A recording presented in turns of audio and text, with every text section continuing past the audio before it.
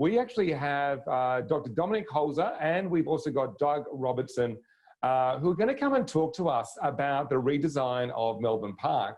And this is a really interesting story that I think is going to be really a very powerful message for a lot of the people listening today about how do we take these tools and take them out of just a construction phase and actually then apply those same type of tools in a maintenance phase. So how do we actually, create almost these models of work that can actually serve us in the long term. When we were asking them about what they really enjoyed about this COVID experience, one of the things that Dr. Dominik Holzer mentioned in his role as a professor is how he's loved seeing students embrace these tools. And I think, there's always this opportunity when we look at younger generations and how they're embracing different emerging technologies. It's almost like a little bit of a sign for us about what we can get out of this as well. Anyway, without further ado, let me please welcome Dominik Holzer and Doug Robertson to the screen. Welcome. Thanks so much for having us. It's great to be back at the Construction Innovation Forum. It's always great to be invited and to be able to speak to you. Today, we're going to do a double bill because we thought it's really important that you get to see the picture from both the sort of construction side, but also then the client side. Doug and I, Doug was from Lendlease, I'm from AEC Connect. We titled this BIM Beyond Construction. And yeah, the Laver Arena project is the perfect background to tell you the process that we've gone through. And it's not just the process itself on that project, but really what has led up to the information environment, you could say, that we've created and what is then going to happen next with that information environment. So without further ado, I'm going to take you through the sort of structure of the presentation. There's a little delay. I'm pressing buttons here to get to the next slide. Let me see. There we go. I will give you a quick introduction to what it is that I do with AEC Connect as a consultant. We just heard of, I've got two hats on. I'm a consultant in this space, but I'm also associate professor at Melbourne Uni. I will give you a background to information management, and also then talk more specifically about the BIM to FM specification that I helped to set up for Melbourne Park.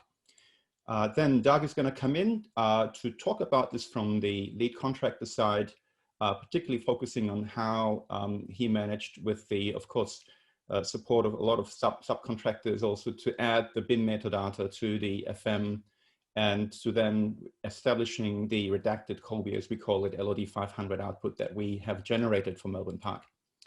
We will finish off with a bit of summary and conclusion and hopefully have a few minutes time for discussion afterwards. Now, very briefly about AEC Connect. I've been around with my consultancy for about 10, 12 years now. I'm working across a number of fields with architects, engineers, contractors, but in recent years, more and more with clients, large clients, government bodies, to help them develop the specifications when it comes to building information modeling and digital engineering, data handover and geometry handover, really at the point of LOD 500. So this is something that we clearly see coming up more and more in recent years. And this is something where I believe we will see much more of that in the future. And we heard in previous presentations today how the data side is becoming more and more relevant. I'm quite prolific in that field. I've written the BIM Manager's Handbook, was released about 4 years ago, and I'm about to publish Design Technology in Contemporary Practice. So my next book is out on that sort of front. So I really enjoy combining the theory about this with the practical applications. And so very hands-on ultimately, but very much informed by a lot of research and investigation in the field. Now, to kick things off, I want to quickly touch on the value of facility documentation, because what we've seen in the past is that we have, from project stage to project stage, we have different levels of success in maintaining the quality of information and maintaining and passing on the right kind of information from one stage to another, from one sort of supply chain member to another. And in recent years, that has led to quite a number of problems. And the biggest problem that we see clearly is at the point of handover, where you have this massive dip in quality of information. We have this massive dip in the value of what the design and construction teams have actually produced. And it's only then traditionally that the facility and asset managers had to kick into gear and build up their information sets maybe take some information from printouts or PDF sort of O&M manuals. And some of you on the trade contractor side have been pivotal in providing this information. But as we heard, for instance, with Warwick's presentation earlier today, there's more and more aim now to have this in a far more in a fluent transition, where we have far more value that we want to capture and data that we want to capture, we want to hand over to the owner operators so they can use that information in their database format, if it's now cloud-based or whatever. And so the PDFs that are printed out and the booklets or their manuals might still be relevant, but the data definitely needs to come out in different ways as well. And it needs to be fairly structured. It needs to be well groomed, if you want, because what we've seen in the past is at this point of handover, we've seen that what I call the LOD handover fail. And this is where the information that was handed over was not well formatted. It was all over the place with different project participants using their own nomenclature, using their own ways of sharing information and formatting information. And so ultimately what came out was not particularly useful for the client side. So very often that information was then dismissed by the client as something that they can't really use, where the BIM process was not particularly valid for them. So we really need to address that, and we need to be able to bridge that gap by saying, well, we need to have an information environment that allows us to be fairly consistent in the way we hand over information, but not just consistent, it needs to be fairly targeted towards the kind of data and the kind of information that the people on the asset side, asset management and facility management side really need. And that means that you need to go through a process of filtering, but also in the beginning, you need to go through a specification to understand what is it that is ultimately required from the client side? What information do they need? How are they going to process that information? And how is it going to help them with their facility and asset management ultimately? And this is where a number of governments, industry bodies, client side representatives have become quite alert in the past few years. Some international developments in the UK, Singapore, US, partially also then some national initiatives in Australia have led to the generation of this idea of the asset information model and the ideas of how it needs to be a curated process where you actually collate information, where you go from early on identification and establishment of an asset information delivery cycle, as you can see here. In this example that we look at is from the BCA in Singapore, where they talk about the role of the information manager. And I want to quickly touch on that because that's a role that I've been holding for a number of years now with Melbourne Park, where you look at extracting the asset information requirements, where you look at developing and helping to develop the project information or employer information requirements, where you look at, and particularly when we think of the Victorian context, you look at alignment with the Victorian digital asset strategy. It flows into then how you write the specification for the BIM brief that ultimately then provides the basis for the BIM execution plan from the supply chain side. Looking at the tender evaluation process as well as part of the tender process. You review the BIM execution plans, but also again, you help guide this sort of handover process. And on the client side, this is again, what I've been doing, this is what we're going to show you today. It's really looking at how does the client then get this information? How can we make sure that the work produced by the consultants and the contractors ultimately is formatted in the way that was initially requested? So what we've seen in this context is obviously, yes, you go through these project stages, and I don't, any one of you who is familiar with the BIM process, we talk about these main categories of levels of developments within the BIM, with LOD 400 being mainly related to contractors, sort of definitions of BIM information, both geometry as well as data. And then the LOD 500 really being the client side. So what we've learned is that the best way to address the employer information requirements and the asset information requirements is really to work backwards to understand what are the key decision points that various stakeholders are making, what are the key sort of information handover aspects, to then work backwards towards those and come up with a succinct brief that has all of that information already sort of requested and specified. Now, of course, we don't really start from scratch when we do that. There are international guidelines. So I think the publicly available specification in the UK, PAS 1192.3, that was the first one that really fleshed that out in much more detail.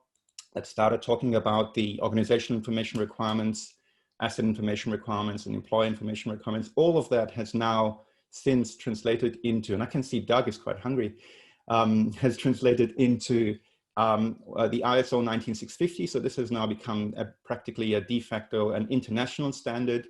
But from a bottom-up perspective, for me as an information manager in my role, what I've been doing is to really, in order to extract that information, is to talk to the relevant parties, to talk to the facilities guys, the asset guys, the infrastructure teams, to start to extract from them how do they operate and maintain, which data sets are they using, how is information captured, how are they sending out work orders, what data sets are they typically using and relying upon to do their sort of maintenance, for instance, just as one example.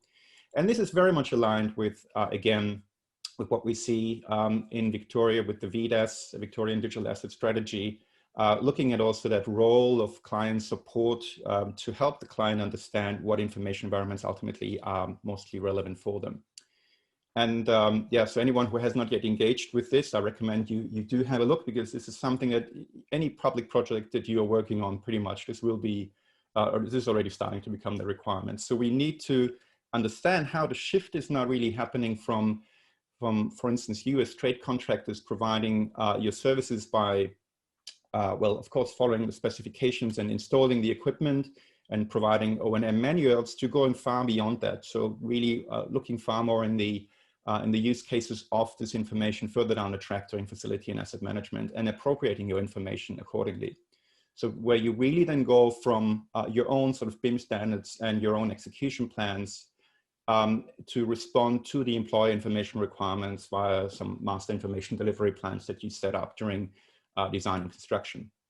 One other aspect, as I said earlier, for me as an information manager, is to help to decide how the BIM qualifications, let's say, how they stack up as part of the tender process.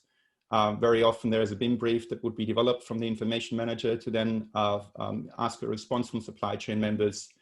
You get the successful bidder who then has to come up with a BIM execution plan that is in direct response to the BIM brief.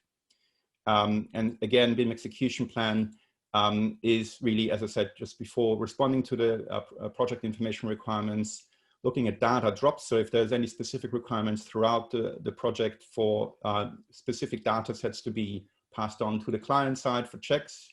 Of course, you do agree to the modeling approach. You ensure already in your BIM execution plan that you don't just cover design and construction, but you do cover that aspect of what are the FM outputs that are required and how do we work towards those? How do we collaborate with the information manager, and what are the parameters of production of the asset information model? All of that needs to be covered in these sort of documents. And that now leads me to Melbourne Park and the work that we've done there. It leads me to the Laver Arena, which is part of stage 2 redevelopment. And it is a project that has now pretty much been handed over in a physical realm quite a while ago, but now also we're looking at all the sort of, we've just cleaned up all the data and all the information. So there was quite a lot of post-production that was required to ensure that we can probably start talking about digital twin here, that the digital twin is the proper equivalent that we were asking for. The benefits of Melbourne Park is that it's a very progressive client with development in Victoria, and Melbourne Park has ambitions to set up these sort of information environments.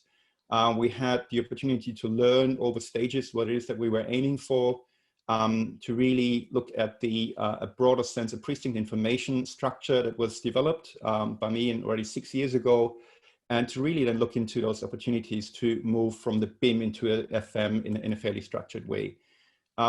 So clearly what's also obvious, there's a lot of existing assets on site, so we had to look into how do we capture some of that information. And we had some issues, of course, during construction, because if you have the Australian Open running, you have to be very careful about how you deal with the precinct and how you align your construction with all of that. But Doug might talk about this in a moment. So yeah, some of the work that was started really 6 years ago on those stage 2 requirements. And the first thing that was produced back then, well, I started to help review some of the existing BIM execution plans, but then further down the track, really starting to develop the construction BIM brief that had all the information in there to outline already what we were expecting in terms of data and in terms of geometry coming out of the BIM. And then as we realized, what was still missing was a precinct-wide data information, if you want, a building information strategy with a asset data structure. So this was a document to help all the trades to understand what naming conventions they should be using, what data sets we were asking for, how they should be configured and so forth. So it was kind of a blueprint for the head contractor then to develop their specific deliverables for the trades and communicate to the trades what's required. And you can see, I'm not going to go through all of those because Doug will cover those in more detail in a moment. But it was certainly about looking at what data is it that we need and what sort of properties within that data do we require. What are the naming conventions that we need to adhere to, that we want everyone to adhere to, so we can align what comes out of the BIM process with the asset registry which is FSI in terms of Melbourne Park, and how we can look at also the different staging of LOD deliverables depending on different contract methodologies that we have. This is now already a view into what's happening in stage 3. So a number of issues that needed to be addressed here.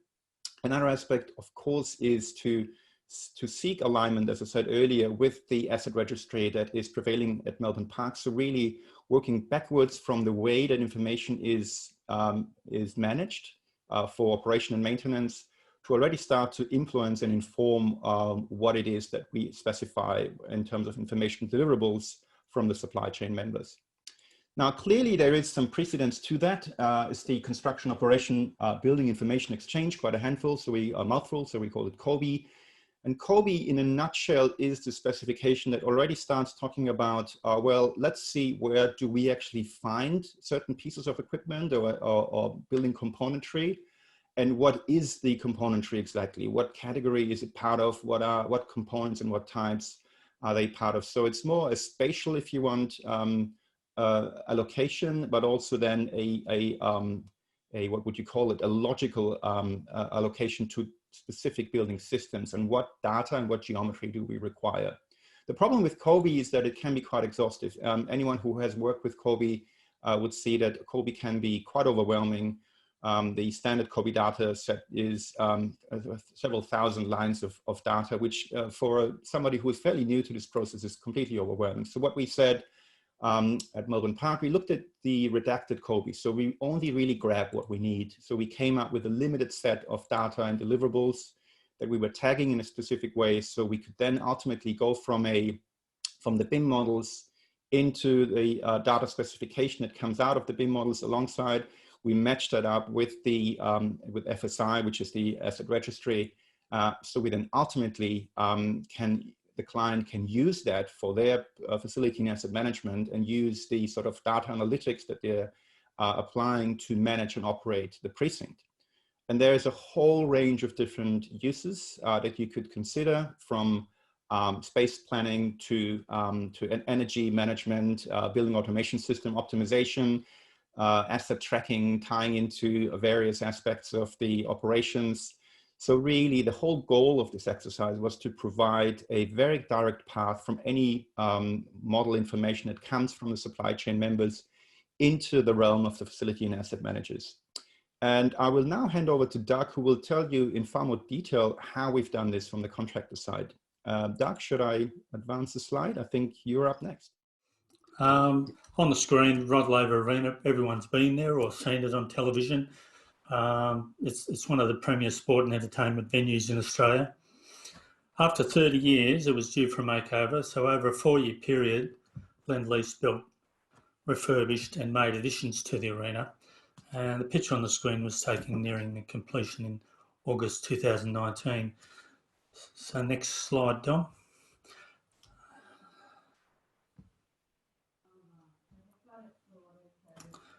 You might have the control now, Doug. I see somebody's mouse. Oh, okay. Yeah, if you click on that one, it should kick off the next slide.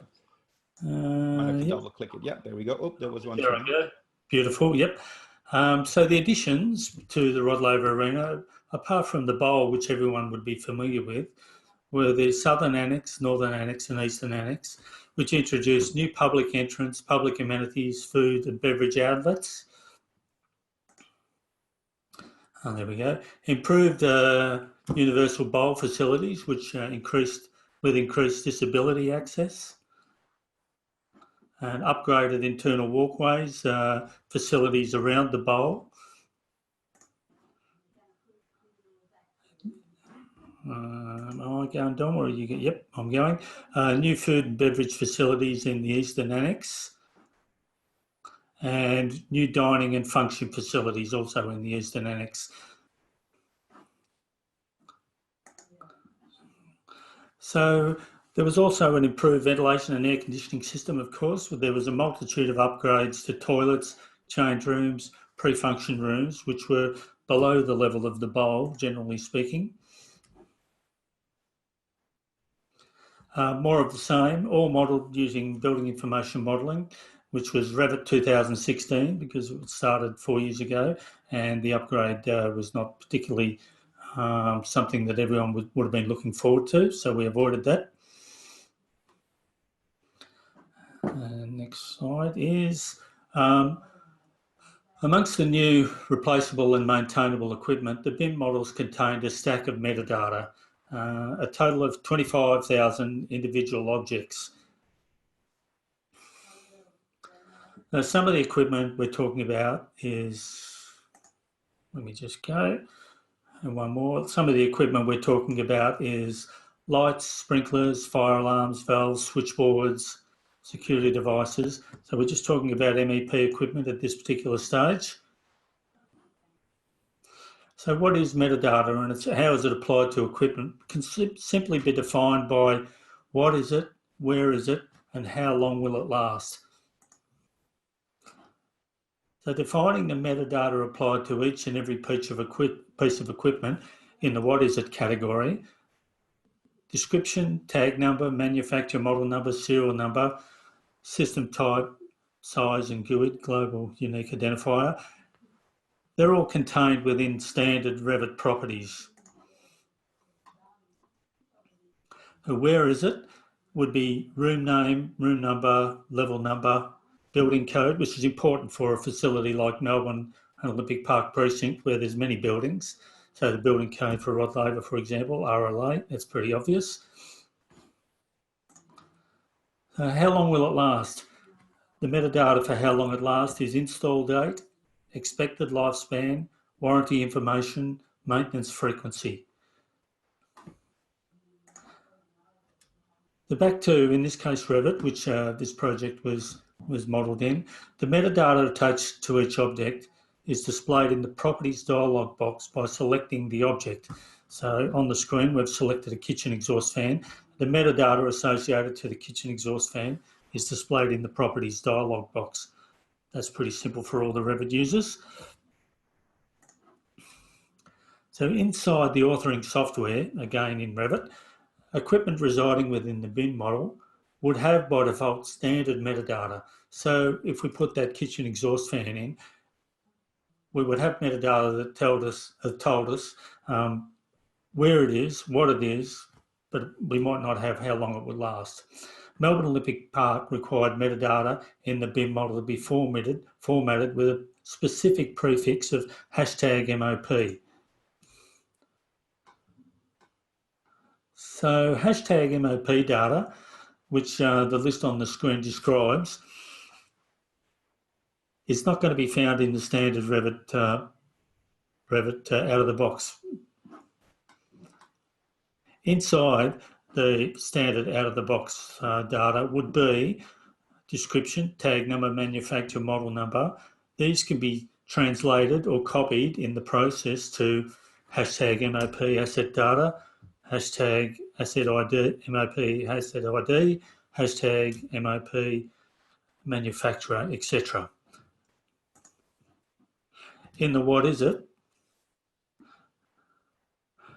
the room name becomes #MOP room name. Room number becomes #MOP room number, etc. And it would be no surprise to you that the last one, but these would all be custom added pieces of metadata because it would not reside within the Revit model when it was initially installed. So given over thousands of inputs of metadata for thousands of pieces of equipment, efficiency and consistency is crucial. It's crucial for Lendlease, it's crucial for the stakeholders, it's crucial for the client. So efficiency for all MEP design consultants and contractors, understanding their obligations, consistency from Melbourne Olympic Park Facilities Management Team. So we created a Revit container folder. This is pretty easy to do for anybody with the hashtag MOP parameters so that the naming conventions would be consistent, and hashtag MOP equipment schedules so that the scheduling in Revit was also consistent and formatted appropriately that allowed us to A, check it pretty easily, and B, pretty efficient for the contractors. So it's a simple drag and drop or copy from the container file into the consultants or contractors Revit BIM model. The result enabled the creation of metadata in equipment schedules within Revit efficiently and correctly formatted, as I had described, which is on the screen.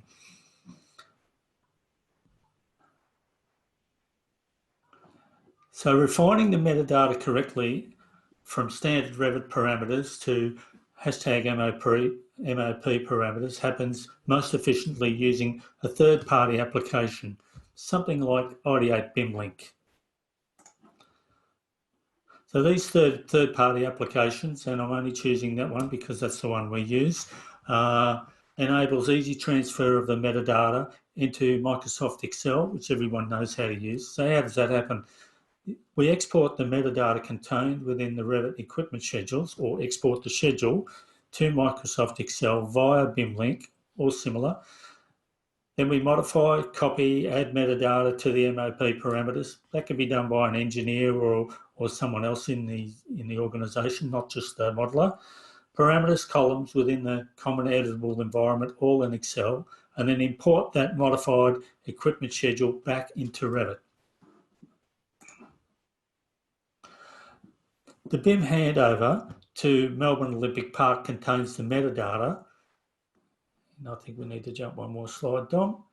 The BIM handover to, and maybe we need to go to one more. I could have contained all that in one speak. The BIM handover to Melbourne Olympic Park contains metadata in 35 individual schedules, 25,000 individual objects, 550,000 parameter entries over a combination of 25 plus BIM models just to achieve the MEP federated model which you see on the screen.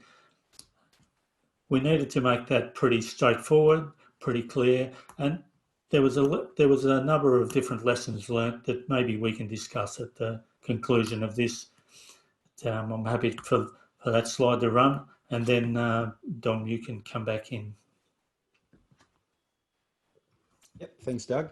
About this model, I should highlight that we just stripped out, we had the whole Laver Arena model, and I think you did jump over the architectural. We also have an architectural one, but you jumped over that earlier, but that's okay. Oh, because we did for this one, we stripped everything out that's not necessary. And this is a far more beautiful, don't you think, guys? It's a far more beautiful model just to see all the MEP stuff in there, isn't it? Great.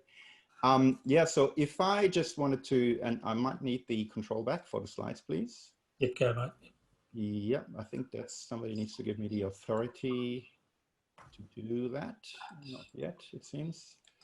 Worst case, you could just progress to the next one, Doug, please. I think it's still you who has to. I think now I can. Yeah, now I can. So really summing up, it was quite an amazing journey because it had a lot to do with managing information, managing data, checking information, really.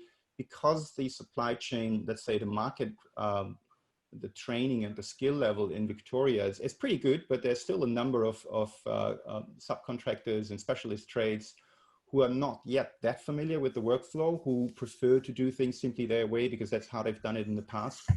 So we clearly saw ourselves in the role of having to manage that information flow, having to go back to them from time to time and saying, well, it's great how you've modeled these sprinklers, but the problem is they're not modeled as to the way that we asked you to do. And if you have two fire contractors and each of them does it differently, of course you have a problem. So the whole point of this exercise is to introduce consistency to the data. And the other point is, of course, to be very targeted in what information and what data is ultimately useful for the owner operator. If we just simply went by the typical COBie definitions, we would probably just piss everyone off, excuse my language, because it's not really what's in their feed, to be honest, to do all these sort of complicated COBie extractions. I think we will see a lot of that become more automated once we have the standards, including VBIS and other standards, and with AMCA's BIM standards kind of aligned more with client and data requirements. But at this point in time, and don't forget this was started 6 years ago, there is still a lot of sort of grooming of information, I think that's what I called it earlier, where we need to make it very clear to the supply chain members what it is that we're expecting. So if I were to conclude then, it's really important that clients of projects in that scale have somebody who works on their side together with their project managers. And if it's a project manager who is already enabled in terms of BIM on the BIM side and information management side, that's fine as well. But to really have somebody accountable and responsible in that role, which is typically the information management role. But then to develop the specific project information requirements or asset information requirements that feed into the asset information model, and to then communicate that clearly to the supply chain members already as part of the tender process, so everyone understands and realizes already upfront what it is that they're getting themselves into. The next thing here then is you need to ensure the consistency about the data and geometry deliverables by all trades. And I think this is probably the discussion I want to have briefly afterwards, Doug, is how important that process was, and sometimes also, I guess, how tricky that process was, because it's not always a given that everyone understands this process and understands what their part is and what role they are playing. Whereas technically speaking, as you alluded to, when you use tools like Revit, but even other tools like Tekla, you would, or anything else really, the process of extracting the data is actually not too difficult ultimately. So you need to progressively monitor the advancement of the models and the data to understand what's going on. You have these data drops that you can request at certain milestones to realize, or to put some pressure, if you want, on the supply chain to commit to their sort of contractual obligations to deliver this in BIM. With the LOD as 500 restorations. And you really need to ensure that the data sets that you generate are as per the client specification. Really, the focus has to be on the asset information handover process at the end, at least from the information management perspective. Of course, you have the focus on delivering the project, but if you want to go digital twin, then we need to have hand in hand with the typical handover process. We also have to have this data and model handover process that needs to be curated. Ultimately, and this is now more from the sides of Melbourne Park, there is then, of course, the big question, what is Melbourne Park exactly doing with the information? How are they including and combining this with capture of existing asset information of assets that were built 15, 20, 30 years ago? How is the information then maintained? Melbourne Park is a live precinct. It will be, at the moment we are now in stage 3, so there's more information coming through. There will be stages 4, 5, 6, whatever further down the track. So we need to ensure, in order to make this valid and useful, that there is very good alignment with the systems used by Melbourne Park, but also a clear sort of mechanism of updating information and managing that information. This is the part where I want to say thank you generally, but maybe just a quick conversation I would like to have with you, Doug, and I'm not sure, maybe you guys can tell us if there's also questions that come in from the audience. We still have a few minutes from what I understand. So Doug, maybe my first question to you, what do you reckon was your most important treat, if you want, or what was the challenge that you had in ensuring the alignment of all the information coming from all those different trades? I remember, how many models did it? 17 different trade models, remind me, probably even more than that. So it kind of been easy to put that all together. And I think Lendlease did a great job in pulling it, and you did a great job with Lendlease to pull it all together. What do you reckon was the key to success for that one? Was also key, Dom, in presenting the information to yourself and to Melbourne Olympic Park, in a manner that you would be confident that the LD 500 metadata had been added, to a fairly high percentage. We're not saying we got to 100%, but we got pretty close in lots of applications. And the reason why I think I can confidently say the either A, the lessons learned, or B, the things that we would do differently is because we're now currently in the middle of stage 3, which is another $300 million development at Melbourne Olympic Park. And we've expanded the parameters from, I think, 17 to about 40. And they're under the request of yourself in conjunction with Melbourne and Olympic Park's aspirations. And the hardest part was threefold, if I could put it in the manner that there were contractors that did not know how to add the metadata, and we did that ourselves. There were contractors that knew how to add it but couldn't see the reason why it needed to be added. And there were contractors that just plain didn't want to do it. And so moving forward, not just this project, but in the future, our aspiration is to enable all of these contractors to see, the reason that it would be important, and it comes through forums like this, and the information that we try to convey. But B, in lots of circumstances, it's not as hard as you think. And so we try to create some efficiencies by container files that enabled all the parameters to be consistently formatted. It's a long answer, I know, Don, but there was a significant amount of different formatting, even in the simplest things such as a date.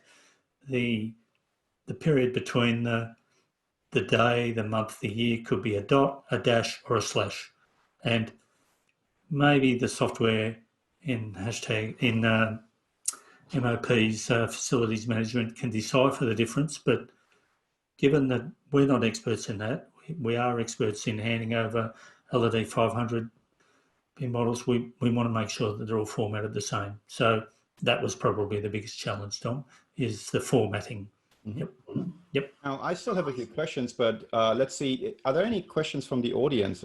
Maybe AMCA could let us know. Is that something that's being considered here, or is there any other questions from the MC? Because I could ask a question, but there might be questions from others. Dom and Doug. Yep. Have you got me? Yep. Yes, we have.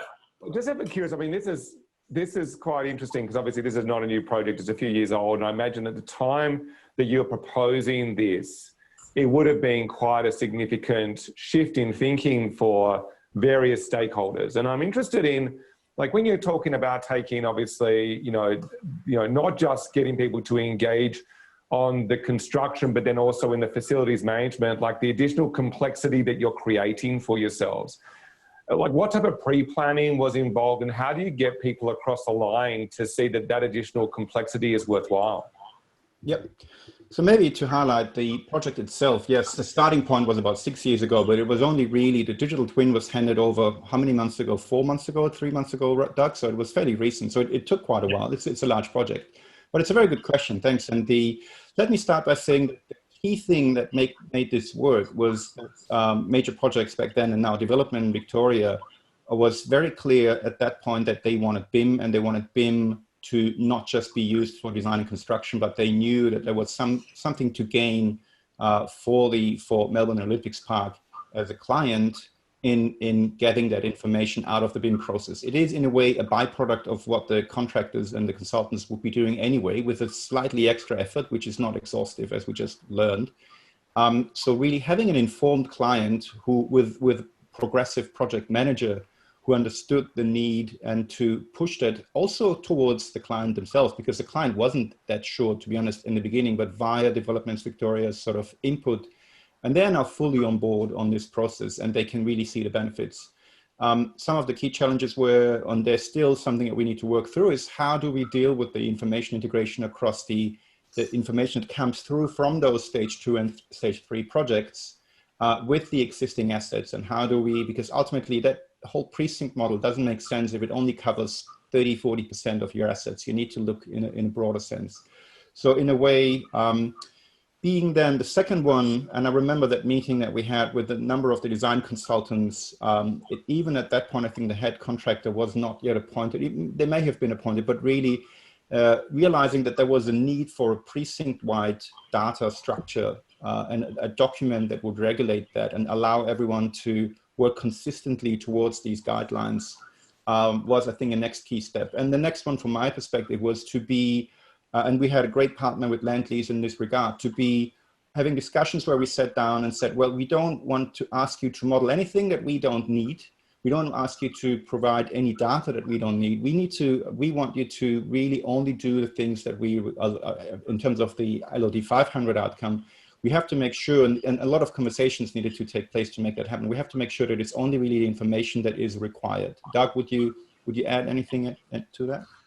No, that's entirely correct, Dom. And as you described, if we could be clear with MNOP and AEC Connect as to what the desired outcome is, it then translates to the trades with clarity that we can achieve the same. We're not ambiguous. For example, on a simple thing, we want to show valves. Well, maybe just the control valves, or does the 300 diameter butterfly, gear-driven butterfly valve that costs about, I don't know, $800, does that need to be included in the LOD 500 data? I think after 25 years of running, it probably would. And so there was elements that were important to be included, and they were generally considered to be replaceable and maintainable elements, as you described, Dominic, if that would answer your question. Yep. Yeah, so ultimately, in short, a lot of dialogue with the client, with the contractor, with all the parties involved, and the project manager, really, to make sure that we're all on the same page. Correct.